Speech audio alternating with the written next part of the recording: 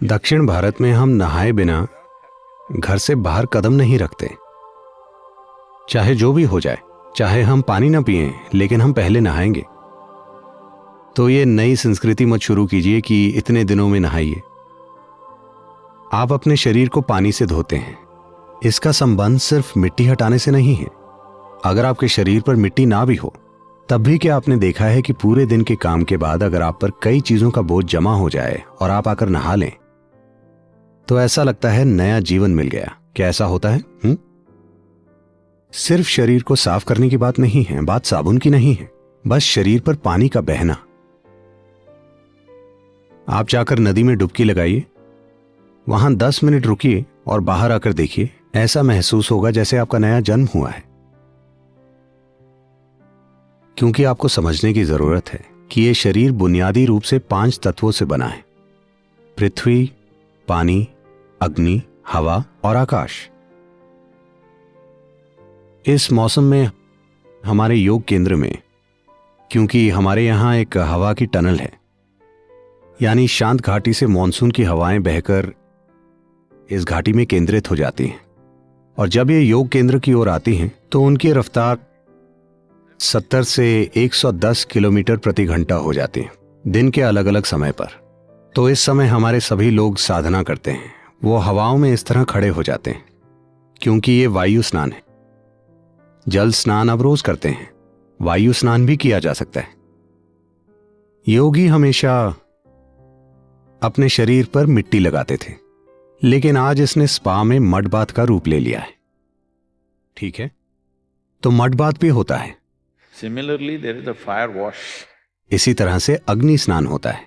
इस अग्नि स्नान को हम क्लेश नाशन क्रिया कहते हैं। इसका मतलब एक काम जो आपके आसपास इकट्ठा हुई अशुद्धियों को हटा देता है, क्योंकि आपका शरीर बस यहीं खत्म नहीं होता, ये इससे आगे मौजूद है। क्या आपने इस पर ध्यान दिया है?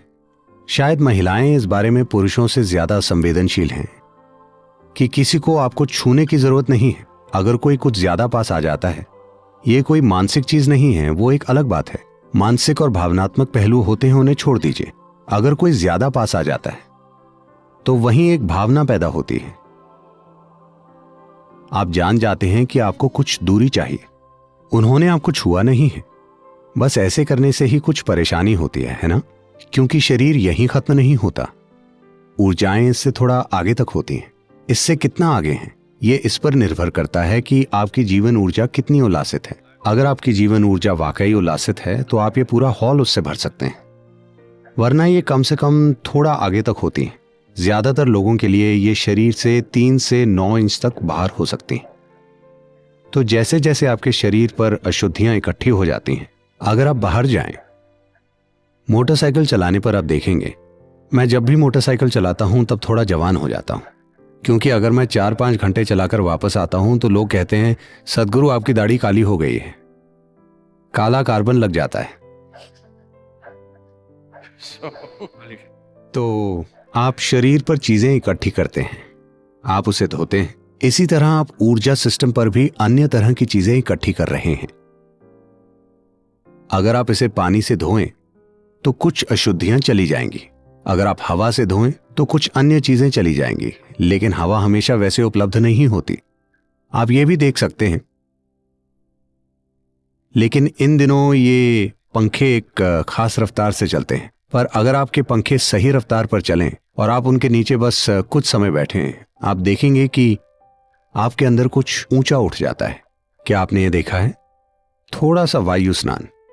इसी तरह से एक अग्नि स्नान होता है, जिसे आप दृष्टि कह रहे हैं।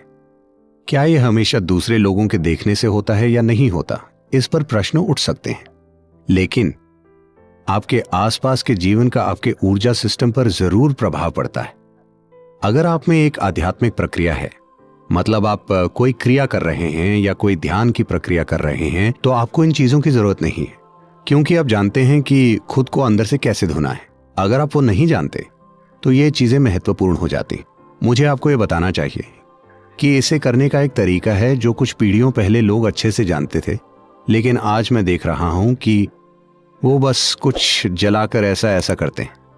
अगर आप योग केंद्र में आए तो हम वैज्ञानिक तरीके से क्लेशनाशन क्रिया करते हैं, जैसे उसे किया जाना चाहिए। हमने लोगों को कई स्थायी बीमारियों से सिर्फ अग्नि स्नान के द्वारा छुटकारा दिलाया है।